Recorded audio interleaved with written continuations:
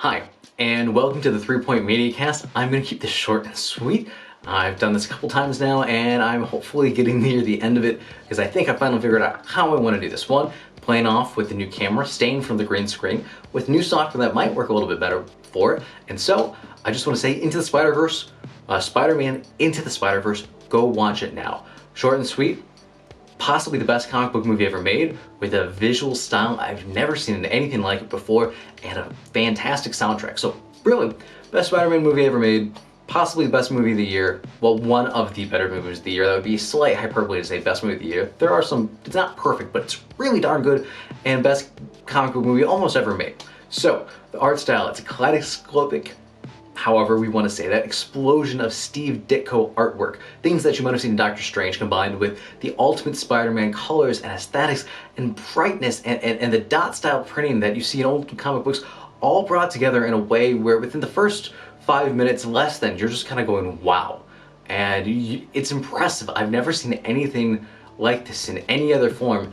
And it just brings a smile to your face, and it's with a soundtrack that is done so well and perfectly timed with everything, and then the story itself is really well done.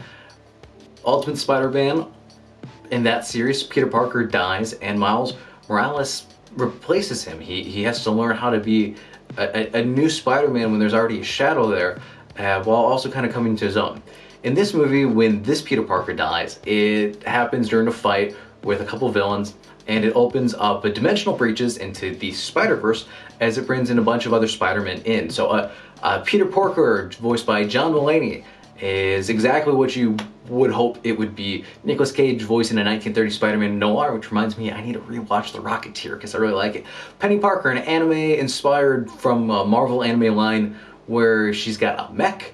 And then you have an older Peter Parker where things didn't go right in his life. He's a little bit more of a slacker. So very, you know, a little bit shades of Nick from New Girl, who that's the same actor. You put it together with Miles learning about his life and kind of how to fit everything together and growing into him, while they showed the origin stories of the others in 20 seconds or less with flip books and gorgeous animation.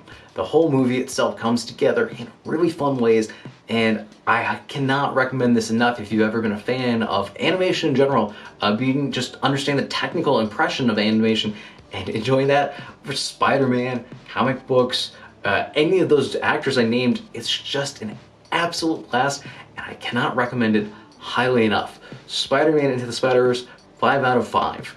Go watch it. Go watch it now. Take people you love to go see it.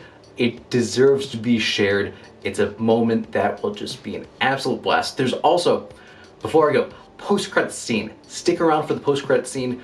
It's fun, especially if you have a little bit of background, or, I don't know, I'll say a meme. There's a slight meme reference. So, but funny and enjoyable, which describes the whole movie. It's got heart, it's got soul, it has flair that I've never seen before. The only other movie that might have had anything like this might have been Black Panther. That just kind of had a coolness to it. This just goes with reckless abandon into the absolute style and how they film everything. So, go see it. Thank you for watching, and I will talk to you guys next time.